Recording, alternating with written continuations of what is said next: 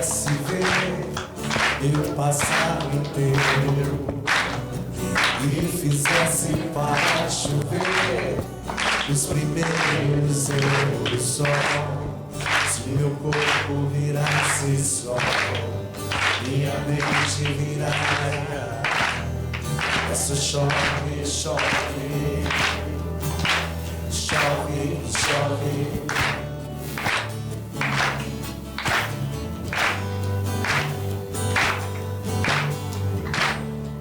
Se um dia eu pudesse ver meu passado inteiro e fizesse para chover dos primeiros erros do sol, se o meu corpo virasse sol, minha mente viraria. Mas se chove, chove, chove, chove.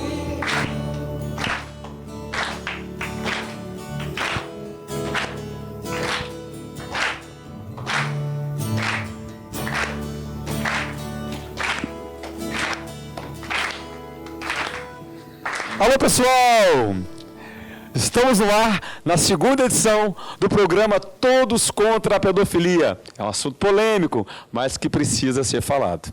Temos também na plateia alunos de jornalismo e publicidade e direito da Faculdade Pitágoras, além dos voluntários da campanha Todos contra a Pedofilia. E a atração musical dessa edição fica por conta de Luciano Melgaço e Matheus Melgaço. E nesse primeiro bloco teremos como entrevistados o promotor da Infância e Juventude, Dr. Cazé.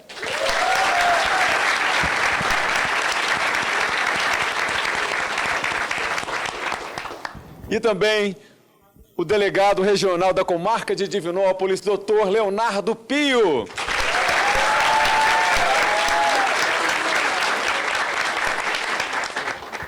E teremos também a enfermeira responsável pelo Hospital de Saúde Mental São Bento Mene, Marina Diva de Oliveira.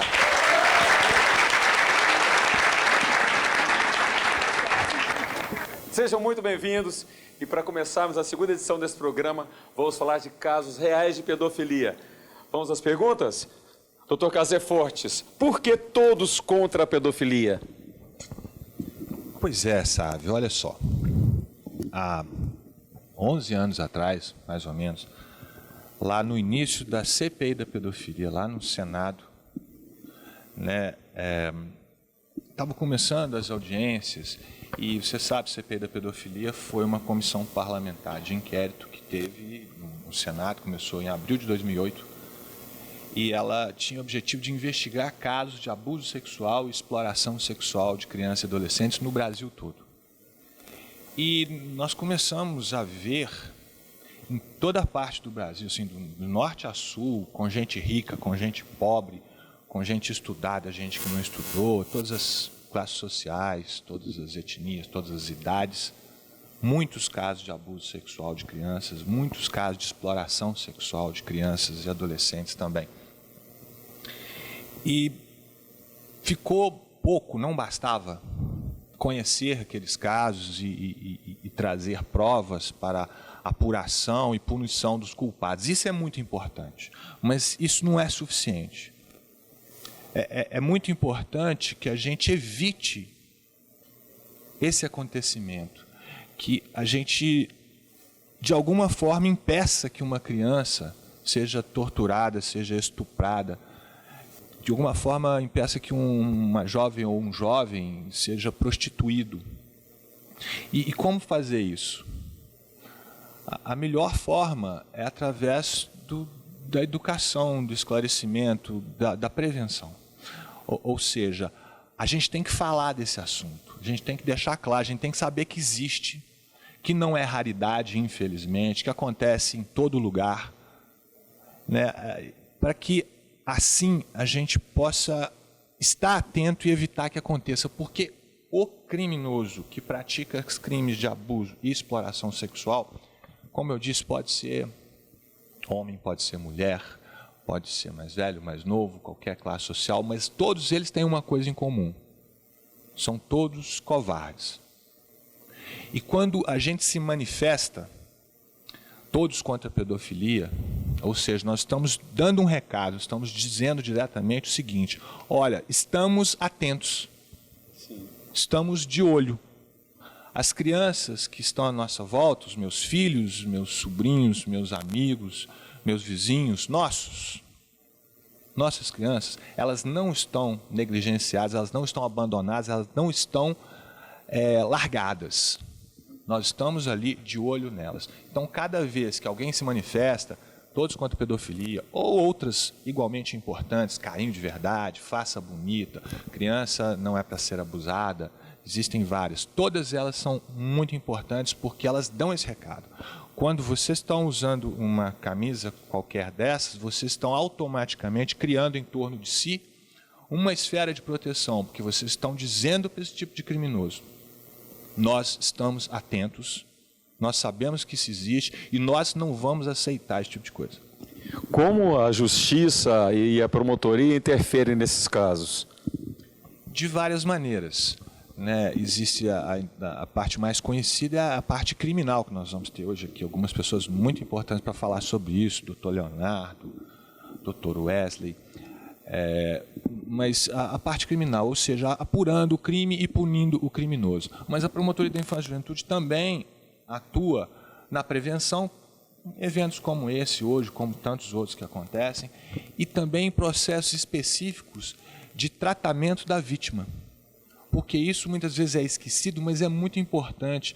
A gente tem que tirar aquela criança daquilo que ela está sofrendo ali, e ela precisa ser acolhida, tratada de todas as formas, né? Retirada daquele lugar e tratada, acolhida, abraçada, tentar minimizar aquele dano tão grande causado pelo criminoso. Certo. Marina, conta pra gente o caso mais grave que você atendeu. Boa noite a todos e todas, né, primeiro. Para nós, enquanto instituição psiquiátrica, estar aqui trazendo a experiência do paciente como veículo para transformação social é muito importante, né, porque o adoecimento psíquico ele pode ser um fruto de transformação. Então, nós estamos aqui com muita alegria, obrigado pelo convite. Eu não poderia deixar de parabenizar a vocês que estão aqui, desejando fazer a diferença, né? Porque, como o Dr. Casé coloca, que cada um se coloque no lugar de sujeito que transforma, né? Então, parabéns a vocês. Eu vim trazer um pouquinho dessa história, né? Dessa vida real, porque os casos que chegam para nós, muitas vezes são vítimas na infância, né? E chegam para nós adultos com adoecimento psíquico. E a estatística, né? Os estudos comprovam que uma grande porcentagem das crianças que são abusadas na infância desenvolve algum tipo de transtorno mental. Entre alguns, né, que já passaram por nós, eu trouxe um que nós elegemos de maior impacto social, porque além da história dela, tem um contexto familiar envolvido. Né? É uma adulta, né, que chega para nós com 20 anos, desde os 10 ela era abusada pelo pai. Não somente ela, as duas irmãs também. Uma das irmãs teve um filho do pai. E essa mãe, dentro também daquele contexto, permitia que isso acontecesse, né? Então o pai abusava de uma, depois da outra, depois da outra. E essa criança de 10 anos cresceu nessa vida, né? Dentro dessa história.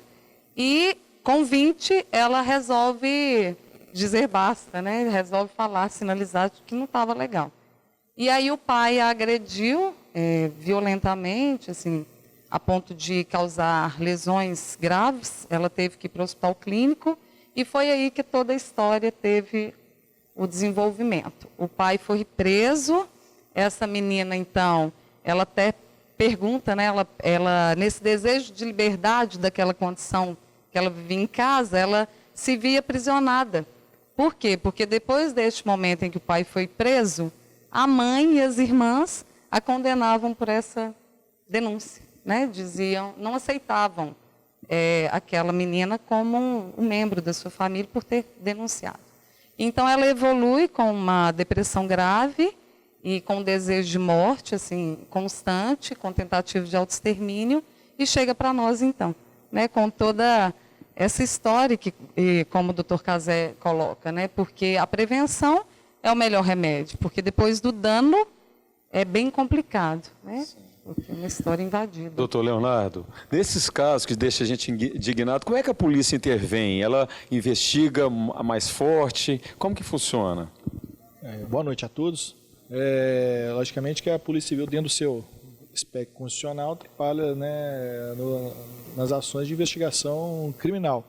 E para esse tipo de crime, especificamente, é que a Polícia Civil, nos últimos tempos, ela tem aderido, né, a diversos campanhas, programas, como o liderado pelo Dr. Cazé, né, em todo o país, que é o do Todos contra a Pedofilia, porque muitas das vezes esse tipo de ato covarde, criminoso, ele sequer chega ao conhecimento, né, das forças de segurança, ao conhecimento do Ministério Público, para que seja apurado, porque eles são praticados às ocultas, né, onde né, quem deve atuar não tem o conhecimento do fato, ou até mesmo quem deveria denunciar, né, como os responsáveis legais, familiares, né, não tenha coragem, ou por uma questão, né, de defesa ali daquela situação, não denunciam.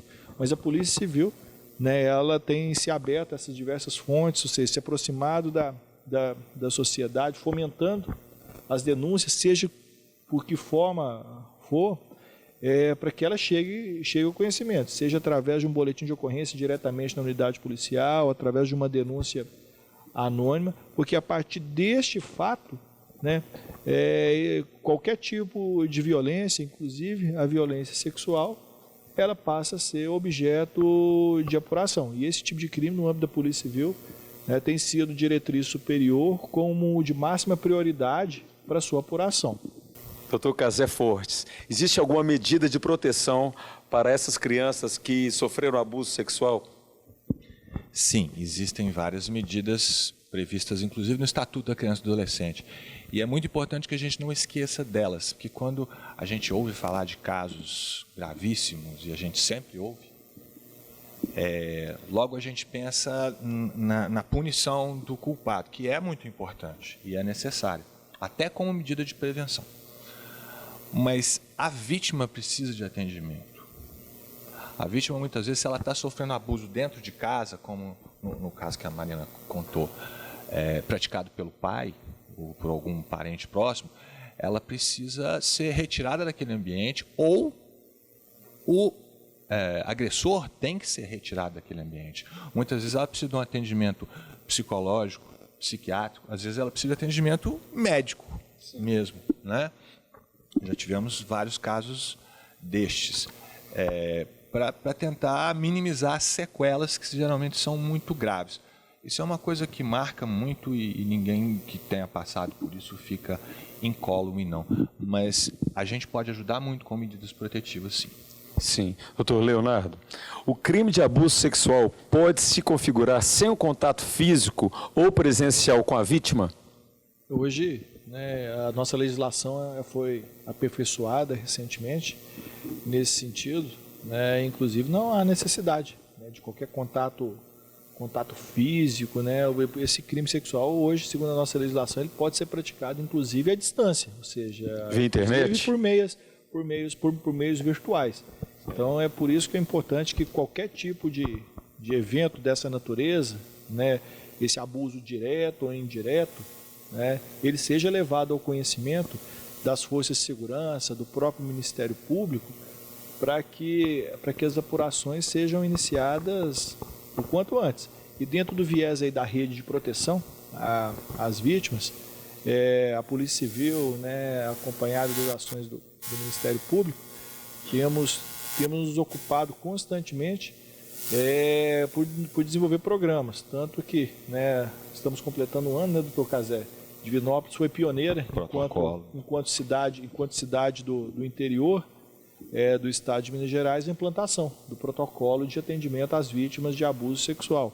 O que nós tínhamos até então era uma revitimização dessas vítimas que, em sua maioria das vezes, após serem abusadas sexualmente, eram levadas aí para unidades militares, delegacias de polícia, eram feitas como bolas de ping-pong, coisificadas, e não recebiam, né, a medida de proteção imediata que o fato demandava. Chegamos a ter casos de vítimas que, inclusive, chegavam num pronto atendimento médico, onde o médico, antes do atendimento dela, pedia para que ela tomasse banho, voltasse para casa e tomasse banho para que fosse atendida. Então, isso é inadmissível, né, na nossa sociedade. Então, né, ou seja, a Polícia Civil, o Ministério Público, estamos atentos aí, né, até enquanto rede de proteção, né, das vítimas de violência sexual. Obrigado. Marina, como funciona esse atendimento lá no hospital? O hospital, ele age na internação psiquiátrica.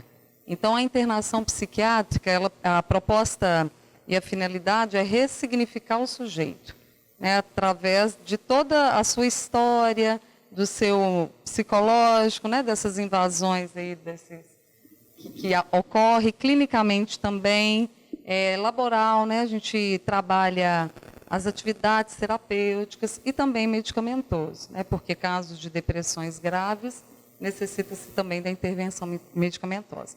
Então, o tratamento é um tratamento multidisciplinar, como dito, uma rede, né, nós trabalhamos também em comunhão com essa rede, então o hospital não trabalha sozinho, o trabalho ele tem um papel de ser a voz desse paciente que chega e canalizar para uma rede de apoio, porque são pessoas que precisam restabelecer e se estabelecer nessa rede. Então, o hospital trabalha nesse sentido.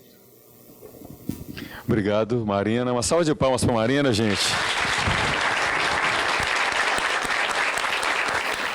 A gente encerra esse primeiro bloco com música e até já.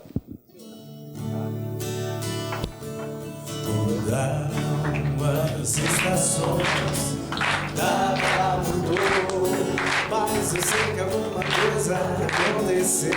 Está tudo assim, não te lembra quando a gente chegou de acreditar e tudo era pra sempre, sem saber que o pra sempre sempre acaba.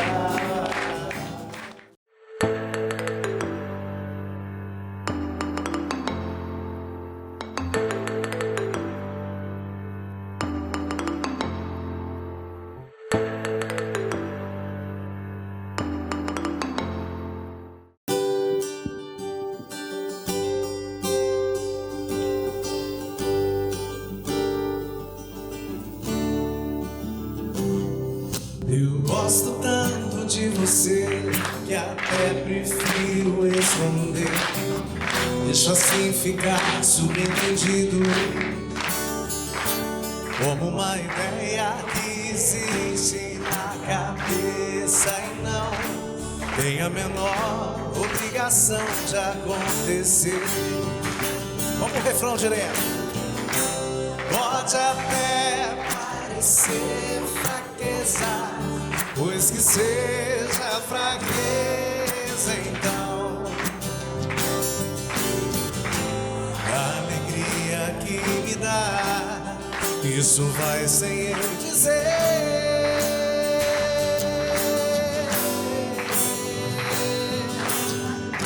Se amanhã não for nada disso, haverá. Maravilha, estamos de volta no segundo bloco do programa Todos contra a Pedofilia. Agora nós vamos falar das sequelas do abuso sexual. Ainda aqui no estúdio com a gente, o doutor promotor Casé Fortes.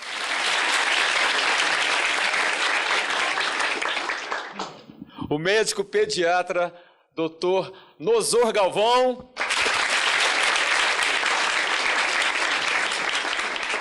E também a psicóloga Ana Carolina Moraes. Doutor Casé, existe alguma diferença entre pedofilia e abuso sexual infantil? Existe. Quando a gente fala Todos contra a Pedofilia, nós estamos falando dos crimes de pedofilia. E não é um crime só. São vários crimes que a gente pode chamar de crimes de pedofilia. A gente pode definir como todos aqueles delitos de natureza sexual quando praticados contra a criança ou adolescente. Então, se a gente falar de pornografia infantil, é crime de pedofilia. Se a gente falar de estupro de vulnerável, ou seja, estupro de criança, por exemplo, é crime de pedofilia. Se a gente falar de tráfico de crianças para fins sexuais, também é crime de pedofilia. Se a gente falar de prostituição infantil ou infanto-juvenil, também crime de pedofilia. Então, são dezenas de crimes que, no seu conjunto, são chamados crimes de pedofilia. São vários. O abuso sexual é uma espécie desses crimes de pedofilia. O crime de estupro de vulnerável é um crime de abuso sexual, né? E tem também os crimes de exploração sexual. Crime de prostituição infanto-juvenil é um crime de exploração sexual. E todos eles são crimes de pedofilia. Ou seja, crime de pedofilia é uma coisa maior, é mais abrangente. Abuso sexual é um dos tipos. Certo. Doutor Nosor, existem vários casos que chegam no seu consultório abordando esse abuso sexual? Sim, não só no meu consultório, mas de qualquer outro consultório pediátrico, e principalmente nos prontos atendimentos de emergência do SUS. Talvez seja onde tenham mais casos para serem explorados, né? Para serem atendidos. É interessante, Sávio, a gente lembrar, quando o Dr. Cazé fala da pedofilia, do abuso sexual, ele pode ocorrer de forma aguda ou pode ocorrer de forma crônica. De forma aguda seria mais uma criança ou um adolescente, uma criança maior ou um adolescente. Uma criança está vindo da escola, uma menina que está vindo da escola e ela é estuprada, por exemplo. Quer dizer que é uma coisa aguda, né? Então, esse tipo de crime ele vai ser mais fácil de ser solucionado. Agora, nós temos aquele tipo de crime de pedofilia, que é o tipo crônico, que é aquela criança menorzinha, que não tem como falar, que está acostumada com aquela pessoa que é o agressor. Então, psicologicamente, ela está influenciada para não denunciar. Então, uma criança que vem anos após anos, como o exemplo foi dado aqui no bloco passado, anos após anos, sofrendo abuso, sofrendo crimes sexuais e por aí afora, o que acontece? Esse crime é mais difícil de ser notificado, ou vai ser notificado muito posteriormente. Então, as sequelas que podem ficar, nesse primeiro exemplo que foi dado, que é uma coisa aguda, você poderia ter o rompimento de um ímen, você poderia ter uma laceração vaginal, você poderia ter, por exemplo, uma gravidez indesejada com consequente aborto. Então, são coisas que vão aparecer num crime agudo. Num crime mais crônico, nós temos sequelas psicológicas e psiquiátricas muito mais graves que no primeiro exemplo dado. E ele se prolonga por tanto tempo que as marcas vão se escondendo, as marcas físicas vão se escondendo. Doutor, às vezes o que a gente observa, estou perguntando para o senhor, a criança sequer percebe que está sendo abusada. Ela acha aquilo normal. Não é mesmo? O senhor já enfrentou essa situação? Exatamente. E pelo conhecimento, porque quando é mais natural que aconteça dentro do ambiente familiar, você conhece o agressor, você confia no agressor. Então você vai ganhando a confiança da criança, o agressor vai ganhando a confiança da criança e desejando aquilo. Começa devagarzinho, começa alisando a perna, começa mostrando uma foto, né? De repente já está fazendo um sexo oral e vai por aí afora. Então é uma coisa longa, prolongada. Isso causa sequelas psicológicas muito intensas na criança. Ana Carolina, como que a gente pode fazer no nosso ciclo social para a gente prevenir um abuso sexual? Eu costumo dizer, sabe, que a gente precisa da palavra e do verso. Conversar, dialogar, comunicar, informar. Informação é uma arma poderosa para a prevenção. E aí isso serve tanto para a família, que é o primeiro lugar de interação da criança, e o diálogo ele fortalece o vínculo de confiança, uma confiança saudável. Na escola, que é o segundo lugar de interação da criança, às vezes se tem uma situação de violência sexual no seio doméstico, muitas vezes é o professor, quem está ali na vivência da criança na escola que pode identificar, né, e aí fazer uma comunicação disso. E vale também para as redes de saúde, né, os movimentos jurídicos, como esse agora, né, Todos contra a Pedofilia, que tem à frente pessoas que fazem a lei, né, ser efetiva, e a sociedade, a comunidade no geral. É preciso muita atenção. Obrigado, Ana. Tem perguntas da plateia, gente? Tem, né? Como que é seu nome? De qual curso você é? Meu nome é Éder, primeiro período de PP, de Divinópolis.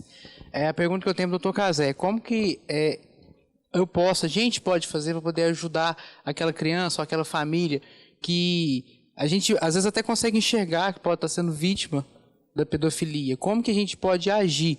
Mas, assim, da forma certa, né? Logicamente. Sem causar problemas, principalmente para a vítima. E também de um certo ponto de vista legal também. Éder, eu acho que eu te entendo. A gente quer ajudar e muitas vezes não sabe como. E às vezes é complicado, né? Você pode parecer que você está se metendo numa situação que não é sua. É isso mesmo. Mas tem umas coisas para considerar aí. Olha só, se você está vendo acontecer um ataque contra uma criança, uma violência contra uma criança de natureza sexual, ou mesmo que não seja, né? É sua responsabilidade, é minha, é de todo mundo, tomar providências em favor dessa criança, para defendê-la, né? E isso vai depender muito do caso. Às vezes uma conversa com a família vai bastar. Acho que isso deve ser sempre a primeira opção a ser considerada. Outras vezes você vai ter que tomar providências mais drásticas, às vezes você vai ter que sair da sua área de conforto ali, fazer algumas coisas mais desagradáveis, digamos assim, porque eu sei que é muito chato você ir na delegacia, você ir na promotoria de justiça, você ir no conselho tutelar, fazer uma denúncia. Isso é chato, sim, eu sei. Mas às vezes é necessário. Às vezes você pode estar salvando a vida de uma pessoa, né? E eu te aconselho a ir e conversar. Converse com o delegado de polícia, converse com o promotor de justiça. Eu recebo lá gente todo dia para conversar a respeito daquilo. E aquilo que você viu, a sua palavra, é prova.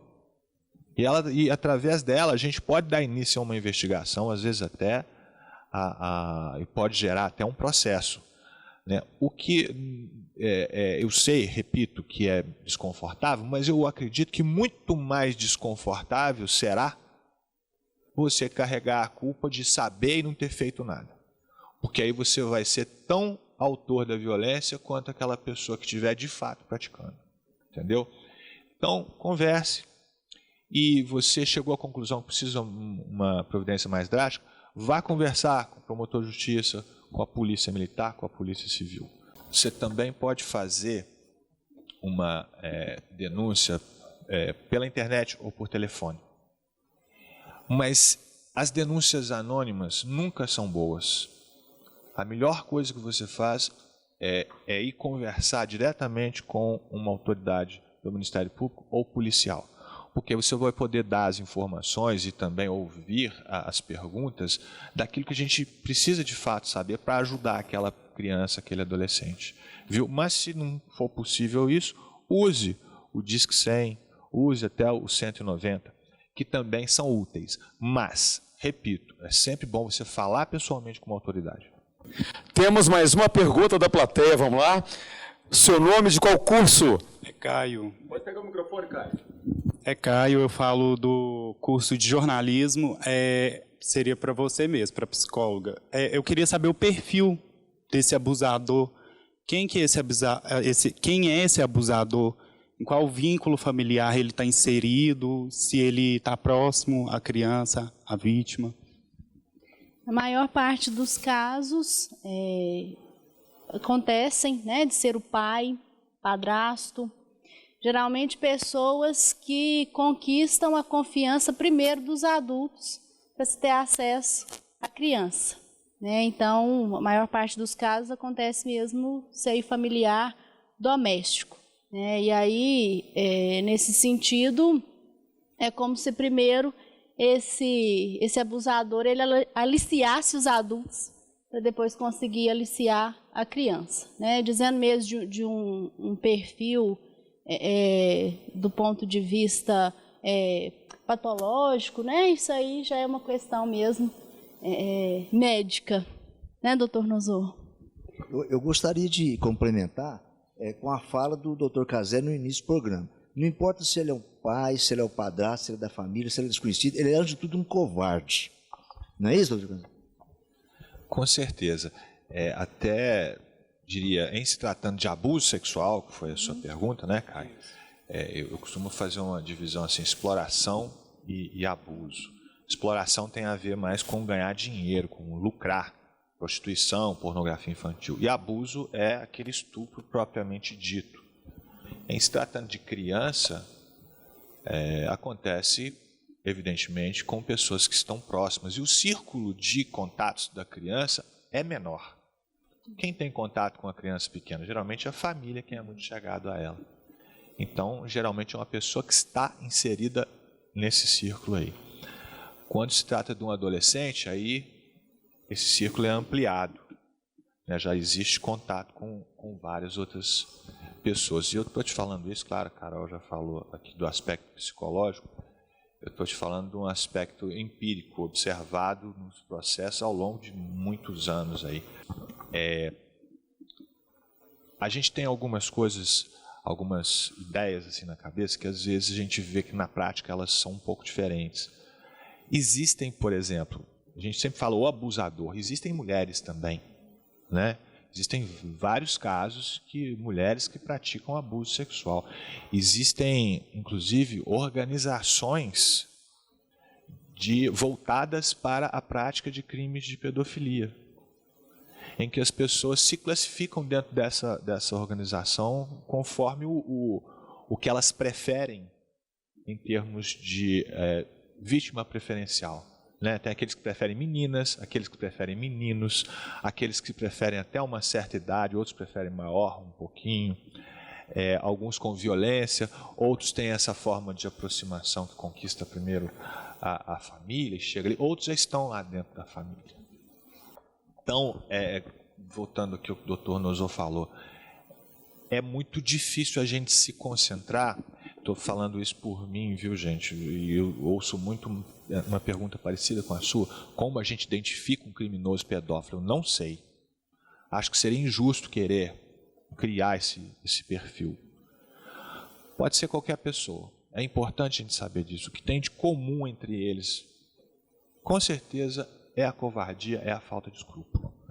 Mas existem homens, mulheres, mais jovens, mais velhos, religiosos, sem religião, ricos, pobres, que moram na mansão, que moram na favela, que são funcionários públicos, são juízes, promotores, advogados, ricos, e que são também ali trabalhadores braçais. Tem de tudo, não é não, doutor? Pedi essa complementação do doutor Cazé justamente para completar a primeira pergunta que foi formulada. Se você traçar o perfil do pedófilo, você não tenha medo de denunciá-lo. Não precisa ter medo dele, que ele não vai te enfrentar. Ele é, antes de tudo, um covarde. Para ele mexer com uma criança, com um adolescente, ele não tem coragem de te enfrentar. E respondendo a primeira pergunta ainda, se você se você vê isso em flagrante, você deve agir na hora. Não tenha medo, não se omita mesmo. Ele vai correr de você, ele vai correr. Ele não vai te enfrentar em hipótese alguma. Porque ele sabe o grau de covardia que ele usa, o medo que ele tem da sociedade. Por isso mesmo que ele gosta de estar junto de criança, né, não, doutor? Ele se sente mais poderoso, entendeu? Tá certo, Carol? O abusador está ali com a criança, ele se sente maior, mais forte, mais experiente, mais tudo. Sim. Né? Sim. Ana Carolina, né? Você disse em relação ao agressor, via de regra, da família, né? Está dentro de casa, é sempre algum parente. E teria alguma medida que a gente poderia estar tomando? Na verdade, até isso vai até remeter a você, Cazé, né? Que a gente poderia estar tomando em relação aos primeiros sinais que esse agressor demonstra, porque geralmente a gente percebe, né? Às vezes a própria vítima chega a perceber ou fazer algum contato com alguém da família, a contar, né? Chega a contar quando já acontece de fato. Então, os primeiros sinais, a gente já poderia tomar alguma atitude ou não? Os mínimos que fossem, no caso. Uhum. Sim, a partir do momento que é observado uma situação seja ela de maus tratos, de negligência, né, violência, a própria violência sexual, a gente não pode se calar diante disso. Né? Então, sim, são necessárias medidas. Por mais que isso não seja assim, de fato caracterizado, né? O que a gente pode fazer, né? Se você está percebendo o que está acontecendo, se acha que está acontecendo, o que você pode fazer? Você pode fazer a denúncia. O que eu vou fazer, por exemplo? Chegar lá, a pessoa fala, acho que está acontecendo isso nessa família. Nós vamos pedir um estudo psicossocial daquela família. Né? Aí, psicólogas como você, Carol, você faz estudo psicossocial também. Sim, né? sim. Vamos pedir um estudo psicossocial, ou seja, conversar lá e tentar investigar o que está rolando ali dentro daquela família. Porque, como eu te disse, a gente não precisa esperar para agir, né? A gente não precisa esperar. Vamos esperar que a criança seja estuprada, seja abusada? Não, vamos tentar agir antes. E aí, feito o estudo psicossocial, né, com uma escuta qualificada, muitas vezes a gente tem que escutar até o não dito, e aí a gente usa de ferramentas também na psicologia, né, avaliação psicológica, técnicas de desenho livre, conversa, né, com mais pessoas da família, justamente para a gente, de repente, conseguir iluminar, né, se de fato tem alguma coisa acontecendo, e aí para os processos mais investigativos a gente também encaminha, né, se for necessário, se for de fato identificada uma situação de abuso. Temos mais uma pergunta da plateia. Qual é o seu nome e qual é o seu curso? Boa noite, Juliana. Sou do curso de Direito. Minha pergunta eu gostaria de direcionar para o Dr. Cazé. Eu gostaria que o senhor comentasse um pouquinho a respeito da importância da educação sexual para crianças e adolescentes, até uma certa faixa etária, porque é um assunto que foi muito discutido nos últimos anos, pelo menos pelo esse período de eleições. Há muitas controvérsias, muitas discordâncias, e é um assunto muito importante, principalmente em razão da pedofilia, e a informação é sempre o primeiro ponto. Então, eu gostaria que o senhor comentasse um pouquinho a respeito para a gente, por favor. A base, o fundamento disso tudo aqui, da nossa conversa, do movimento Todos contra a Pedofilia, é esse, é a educação. Levar informação que sirva de meio de prevenção aos crimes de pedofilia. Então, a educação sexual é muito importante, sim, embora ela deva ser feita, evidentemente, conforme a faixa etária de cada criança. Né? Óbvio. Tem, inclusive, livrinhos muito bons. No meu livro, eu cito alguns autores que eu conheço, né, que publicaram livros especializados em abordar esse assunto com criança, que, aliás, é muito difícil, não é, doutor Nosotso? Vou perguntar uma coisa para o senhor, complementando aqui. Mas, olha só, é muito mais difícil, inclusive, você falar com uma criança sobre esse assunto que com um adulto. Eu prefiro 1000 vezes fazer palestra para o pessoal maior de 18 anos do que tratar com criança. Porque a gente tem que ter muito cuidado para a sua própria maneira de abordar o fato, não caracterizar uma agressão. O senhor já teve a oportunidade de aconselhar famílias, na qualidade de pediatra, sobre essa situação, doutor? Sim, eu acho que a Carol também teve muita oportunidade disso. Mas veja bem, educação sexual, ela não é importante só não, ela é necessária.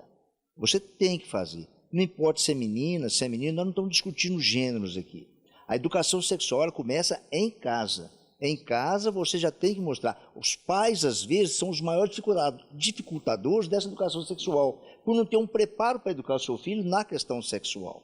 Tá? Então, uma criança que desde 1 ano de idade, de 2 anos de idade, 3 anos de idade, 4 anos de idade, que ela vê falar em sexo de maneira familiar, ela é uma criança muito mais bem preparada para chegar na escola e receber essa informação. Tá? Então, assim, o papai não tem que esconder o sexo dele, o aparelho genital dele, do filho ou da filha. A mamãe não tem que esconder. Essa vergonha familiar não pode existir. Então, às vezes a mãe fala assim, olha, a minha menininha, o papai pega ela peladinha no colo e vai para o banheiro dar banho nela, e põe no chuveiro. É isso mesmo. Tem que fazer isso mesmo. Ela tem que ter o contato com o sexo oposto ou com o mesmo sexo, dentro de casa primeiro. Depois é que ele vai ter, que essa criança vai ter o contato fora da família. Gostaria até que você complementasse isso, cara. Sim, a questão da informação, né, completamente necessária. Como eu disse anteriormente, inclusive a família enquanto primeiro ambiente de interação da criança, né? Então, cabe principalmente aos pais saber dialogar, né, informar, numa linguagem adequada para a criança, que ela possa compreender, e então se sentir segura, inclusive, para tirar dúvidas, né? Na medida em que a criança vai crescendo, ela é muito questionadora sobre uma porção de coisas. Criar um ambiente de confiança, né? Em que Sim. a criança possa falar o que está acontecendo com ela. E aí na escola, posteriormente, que seja um ambiente também tanto de profissionais informados e capacitados para estar instruindo essas crianças e estar falando desse assunto, promovendo inclusive um ambiente confortável para falar. Muitas vezes é uma questão tabu, né? Então precisam ser criados ambientes confortáveis para falar sobre isso também. Queremos agradecer a psicóloga Ana Carolina Moraes e o Dr. Nosor Galvão. Uma salva de palmas para eles.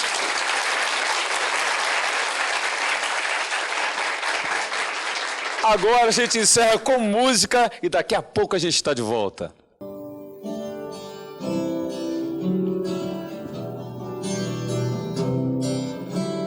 Clarear paisagem, e vem fundo pra te encontrar, sem miragem, poder então acreditar, viajar sem fronteiras e mostrar tudo aquilo que eu mostrar de maneiras, poder então acreditar, poder viver com alegria e sem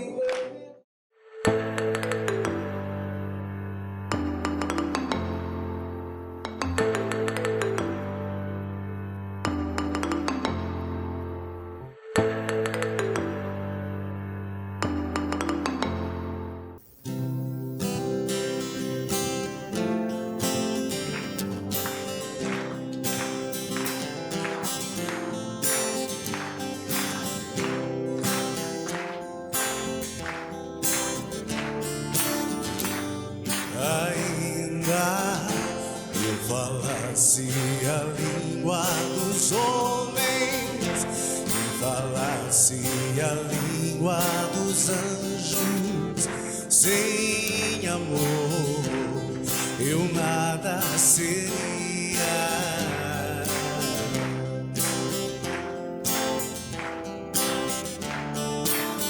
É só o amor.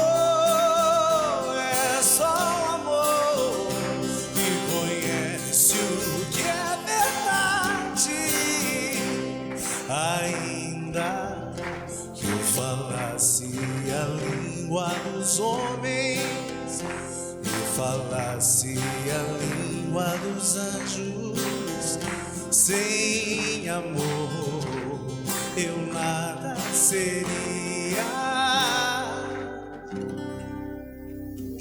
Estamos de volta e agora falando sobre os crimes cometidos pela internet, que tem como vítimas as crianças e adolescentes. Continua aqui no estúdio com a gente o Dr. Casé Fortes.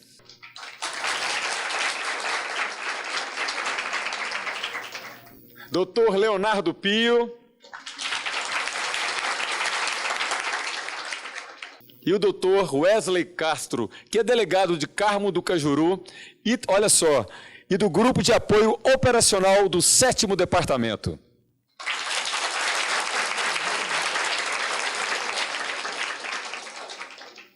Doutor Casé, como o promotor age quando recebe uma denúncia de abuso sexual infantil? Eu posso dizer que, infelizmente, nos últimos 11 anos, não passa um só dia em que eu não receba a denúncia ou a notícia de algum crime de pedofilia. Não só de abuso sexual, mas exploração sexual também, e muitas vezes através da internet. Hoje mesmo recebi uma questão dessa de crime praticado através da internet. A internet é maravilhosa, mas como todo instrumento poderoso, pode ser usado para o bem e para o mal, e infelizmente tem sido muito usada também para cometer crimes. Quando a gente recebe essas informações, a gente procura colher o máximo de informações e justamente passar para a Polícia Civil, para profissionais como o Dr. Leonardo Pio, como o Dr. Wesley, para que eles investiguem e forneçam ao Ministério Público as provas para a gente poder entrar com um processo judicial, né, para punição do criminoso e também nunca esquecer das ações imediatas de proteção da vítima. Dr. Wesley, como identificar os crimes de abuso e exploração sexual pela internet? Bom, na verdade, primeiro é bom distinguir aí e se dizer que o crime é um fenômeno social bem complexo, que abarca vários sentidos, como antropológico, sociológico, então muitas coisas vão influenciar, né? Então, a partir dessa primeira premissa, a investigação ela vai ser conduzida a partir das informações iniciais. Como uma ciência que a investigação criminal ela pode ser abarcada tanto por um método indutivo, que se parte de uma premissa menor e vai para maiores, como dedutivo, que vai de maiores para menores. Pequeno exemplo para todos aí. Todo crime ele deixa um rastro, como se alguém estivesse caminhando por um chão cheio de neve. E toda a conexão na internet deixa esse rastro também, que a gente chama de logs de conexão. Então, a partir disso, a gente vai verificar se a informação inicial veio de um servidor onde é hospedado, por exemplo, um site de pornografia infantil, a gente vai partir do método dedutivo. Como assim? Do método intuitivo. A gente vai pegar as informações ali daquele servidor e vai descobrir várias pessoas que ali fizeram. Ou seja, com a apreensão de um HD, por exemplo, de onde está hosteado uma página na internet, a gente consegue fazer uma operação no Brasil inteiro em 27 estados, como aconteceu recentemente. Ou como também pode ser o contrário, de partir de várias informações, várias pessoas que acessaram sites no Brasil e chegar aonde que está esse servidor. Certo. Dr. Leonardo Pio, qual a penalidade para quem comete esse tipo de crime? Hoje, né, sob o arcabouço jurídico vigente, né, temos aí penas aí que podem variar, né, de 15, podendo chegar até o patamar de 30 anos. Como a recente alteração promovida na nossa legislação do estupro com resultado morte, a pena para o infrator pode chegar, né, até 30 anos de reclusão. Né? Além das questões de ordem de quanto de pena, é importante ressaltar, o doutor Wesley, o doutor Casé, que não me deixa mentir, é que a nossa legislação também ela tem sido bastante aperfeiçoada. Né? Temos um Código Penal aí da década de 40, que até então tratava, né, esse tipo de crime apenas quando a vítima expressamente se contratasse advogado, né, para que ele fosse apurado. Hoje não mais. Hoje, né, a polícia, o Ministério Público tem o dever legal de adotar todas as providências cabíveis, independente de manifestação de vontade da vítima, quando esses fatos chegam ao conhecimento. Sim, doutor Leonardo. Inclusive, dentre esses instrumentos, o doutor Casa também pode estar aí para falar.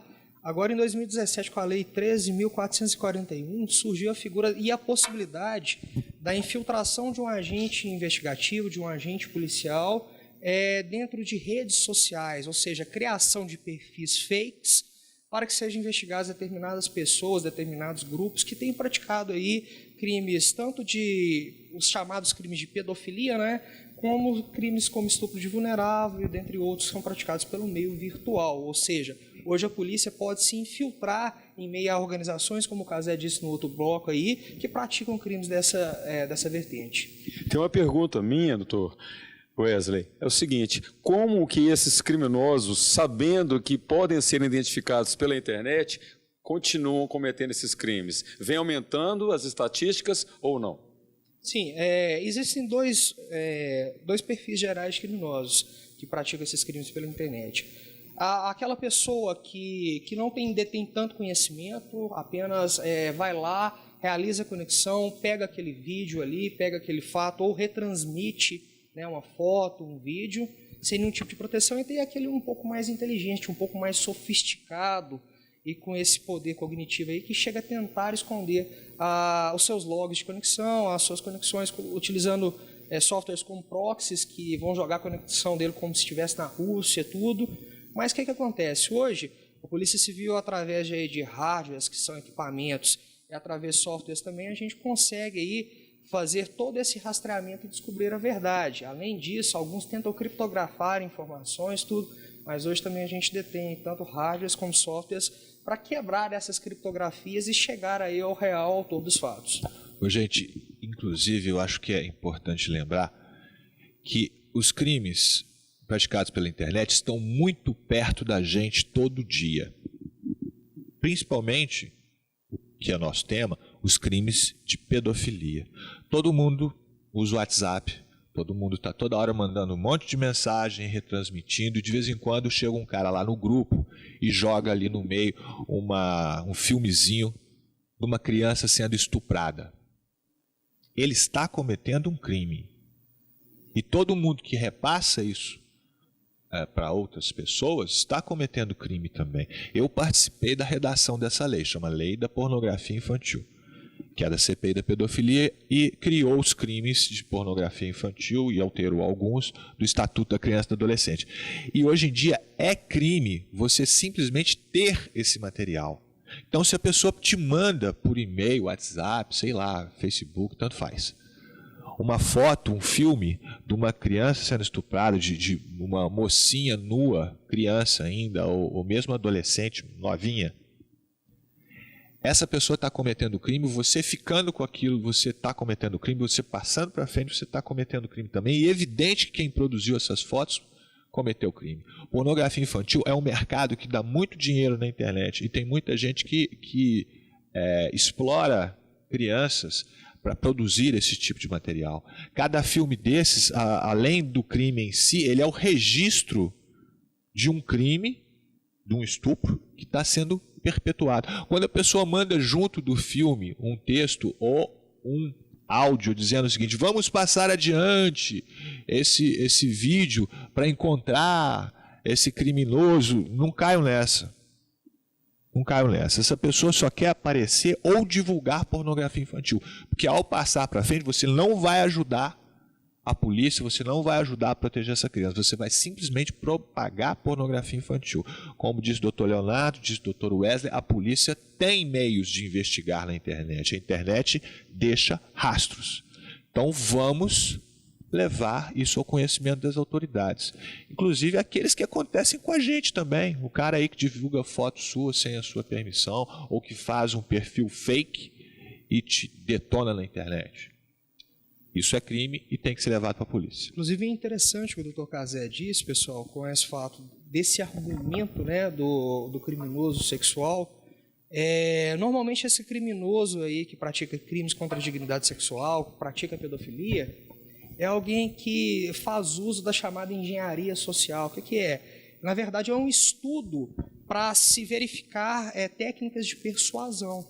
Então, ele vai tentar persuadir, vai tentar encontrar maneiras de dissimular a sua ação. Às vezes, ele utiliza desse argumento, que ele falou, olha, vamos distribuir até que chegue até as autoridades, tudo. Isso aí, na verdade, ele quer só disseminar esse. Se você quiser, você leva para a autoridade. Copia a mídia e leva para a delegacia. Exatamente. Não é vamos divulgar. Não, isso é balela para divulgar pornografia infantil. E nossa plateia maravilhosa tem perguntas, não tem, gente? Levante a mão que eu quero ver. Isso. Qual é a sua pergunta? Seu nome, de qual curso você é? Meu nome é Nayara, eu sou do 8º período de Direito. E a minha pergunta pode ser para ambos. É o seguinte, com relação a essas crianças e adolescentes, nem sempre a gente consegue trabalhar de forma preventiva. E com relação a esse agressor, com relação à pessoa que comete esse crime, eu queria saber se, a partir do momento que ele é encontrado, se existe algum método de trabalhar de forma que, quando ele volta para o meio social, a gente possa ter uma segurança. Se ele como é o tratamento dele com relação à sociedade, como que isso é tratado? Porque se a gente vai ter uma segurança com relação a isso, porque a gente vê muitos tratamentos de ressocialização, integração na sociedade. Eu queria saber como isso é trabalhado com esse tipo de agressor. Minha pergunta pode ser respondida por ambos, por gentileza. Eu vou te dar a minha opinião, Nayara. O meu foco é na vítima, é na criança. Eu quero que esse agressor mofe na cadeia. Eu quero que ele fique lá, o máximo de tempo que a lei permitir. Né? Recuperar um criminoso, acredito que se a pessoa quiser, ela pode se recuperar assim. Um criminoso pedófilo, duvido muito. Porque isso faz parte do... é intrínseco dele. Ele tem atração por criança, ele quer fazer aquilo e vai continuar fazendo. Isso é o que a gente tem visto ao longo do tempo. Existe nos Estados Unidos, na Califórnia, na cidade de Coalinga, uma prisão especializada em pedófilos. Só para pedófilos. Tem um documentário excelente na Discovery sobre isso. Procura que você vai achar lá interessante. Né? E a recuperação, infelizmente, é muito, muito difícil. Né? É claro que existem pessoas que até conseguem, sim. Tivemos um exemplo desse dentro da CPI da pedofilia. A pessoa que foi lá falar que ele tinha se arrependido e conseguia conviver com essa situação. Mas, no final das contas, a pessoa que abusa de criança é nada mais, nada menos do que um criminoso. Tem que ser julgado, condenado e ficar na cadeia. Isso é o que eu acho. E nem acho que a gente deve gastar muito dinheiro com ele, não. O nosso dinheiro não é muito.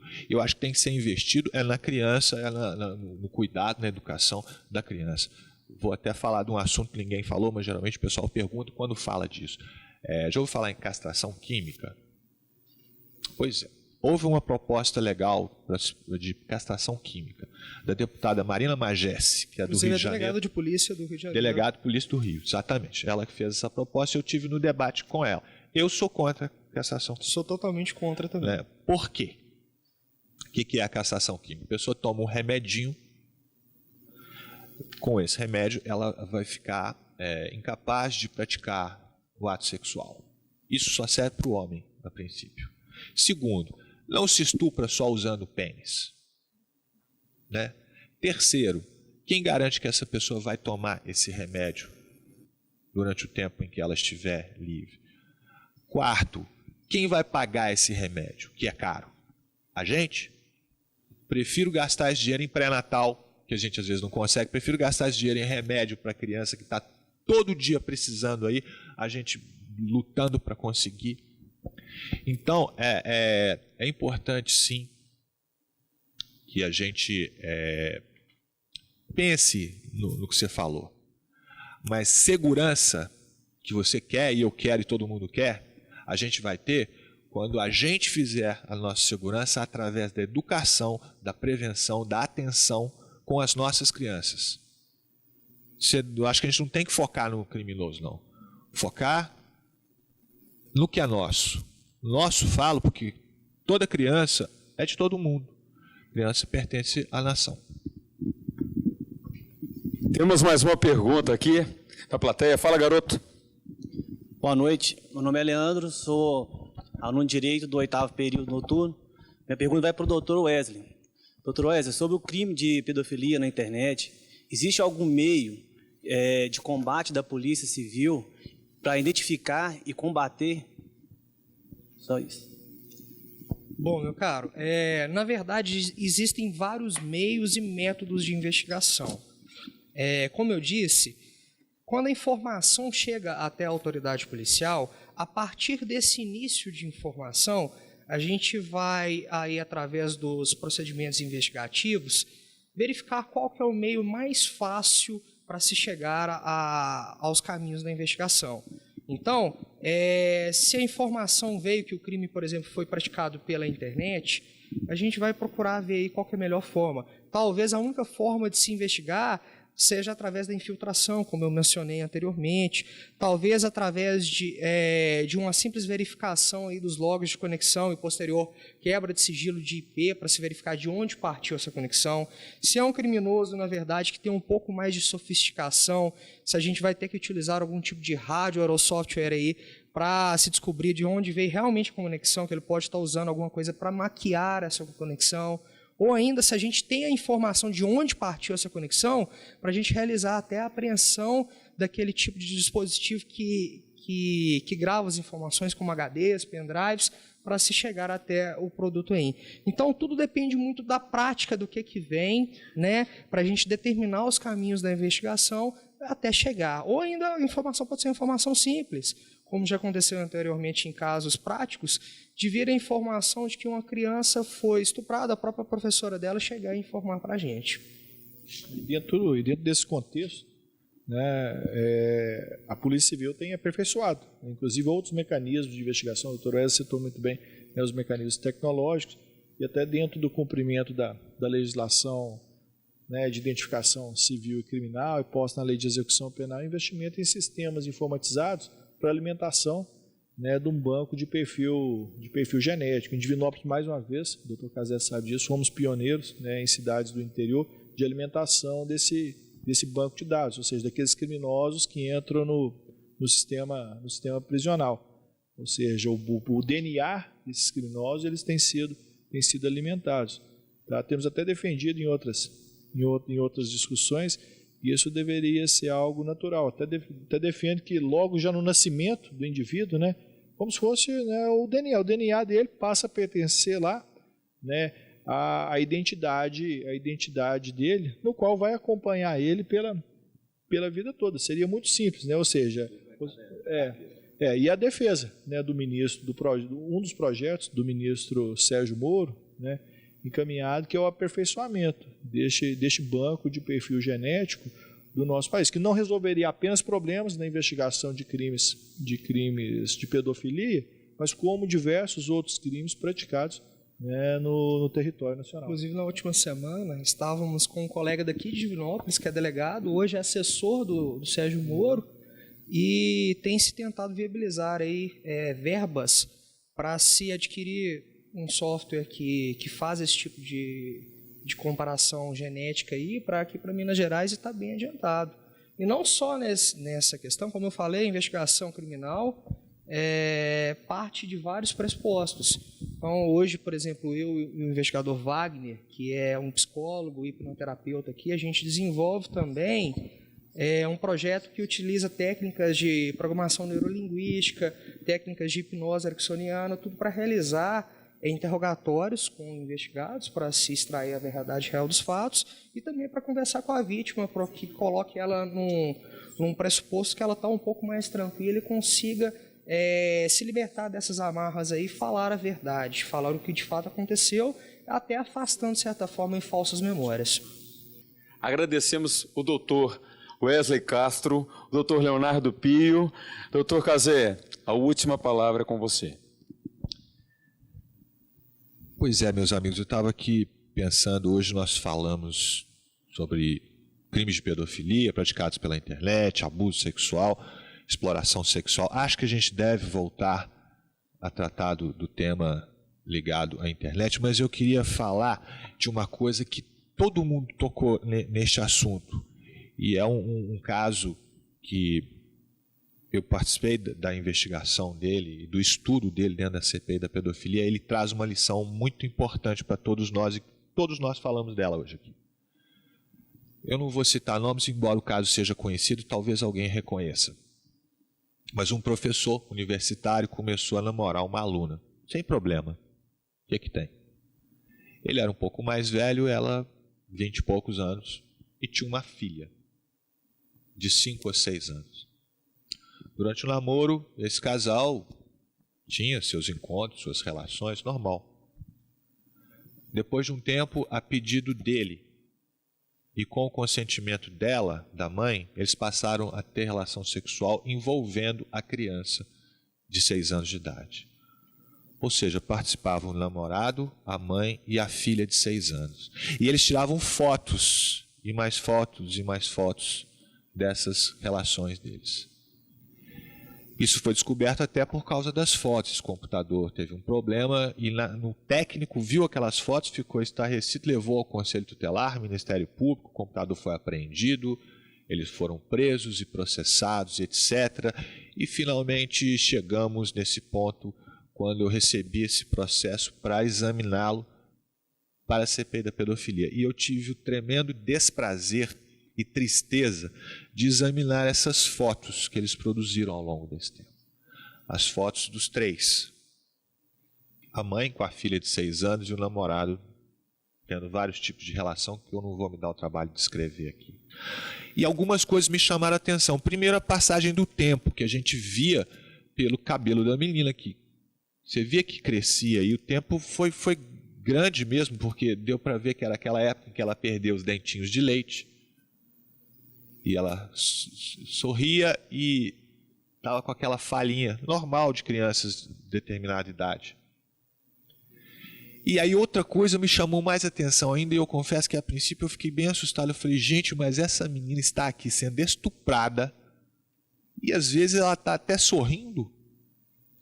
E às vezes você olha para o rostinho dela e ela está até serena, parecendo que está numa boa ali, no meio daquela situação surreal. Um casal de adultos mantendo relação com uma criança ali no meio, participando ativamente.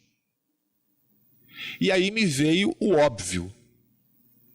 Essa criança tinha 5 ou 6 anos, vivia só com a mãe, tinha como parâmetro dela a mãe, portanto. Tudo para ela vinha da mãe, o exemplo, o ensinamento. E a mãe estava ali do lado. Então, na cabecinha dela, se a mamãe está aqui, está tudo ok. Deve ser assim mesmo que é, né? Tá legal. E daí vinha aquela expressão dela, às vezes de sorriso, às vezes de serenidade e tal. E eu fiquei olhando aquilo e depois eu participei da entrevista dela com a psicóloga e ela contando que quando foram presos os dois, a mãe dela e o namorado, ela se culpou. Ela falou, por que prenderam a mamãe? Por que prenderam o tio? O que eu fiz? Ela pensou. E é claro que ela não fez nada. Mas isso para que serve? De onde vem essa lição?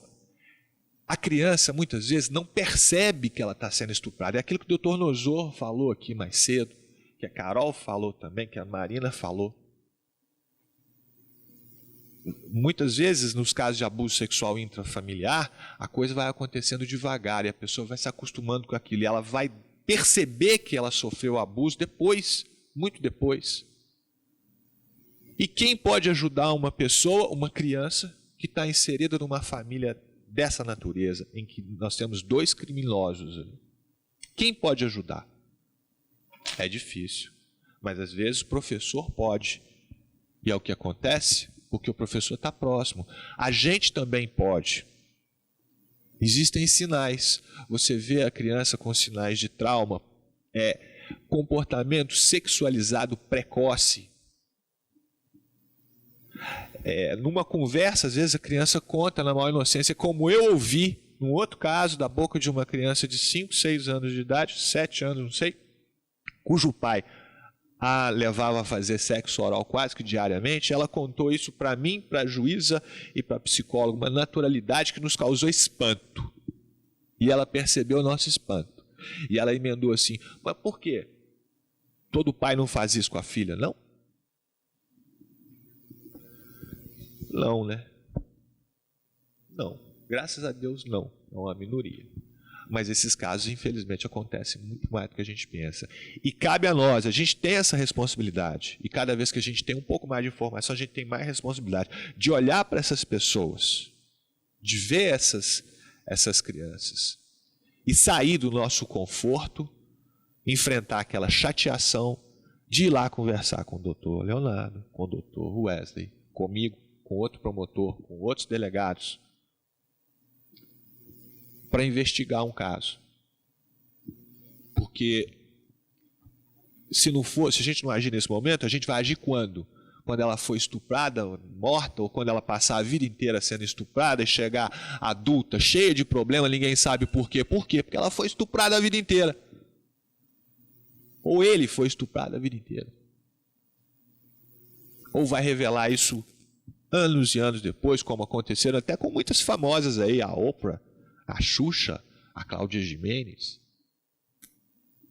Então, gente, minha última mensagem é, em primeiro lugar, agradecimento ao interesse e à participação de todos vocês, que é fundamental, né? Agradecer as pessoas que estão aqui por trás das câmeras e não aparecem. A Fabiana, a Ana, a Tereza, principalmente, que organizaram este programa. E espero que a gente organize outros no futuro. E lembrar que todos nós somos responsáveis por todas as crianças. Nós somos responsáveis. Ninguém pode fugir dessa responsabilidade, não.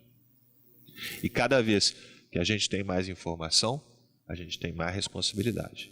E eu confio muito em todos vocês, confio muito na gente, para exercer esse cuidado, essa atenção com responsabilidade, com respeito. Viu? Muito obrigado por mais esse Todos contra a Pedofilia.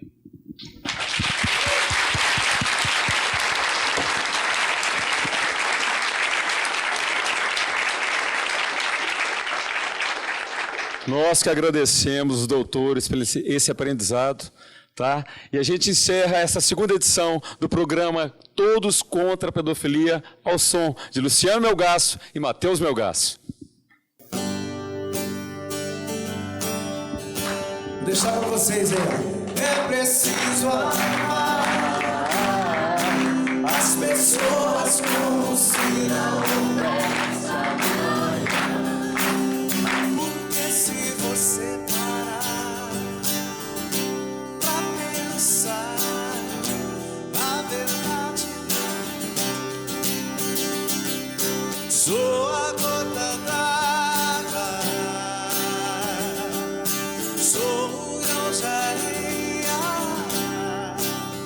Você me diz que seus pais não entendem, mas você não entende seus pais. Você culpa seus pais por tudo. Isso é uma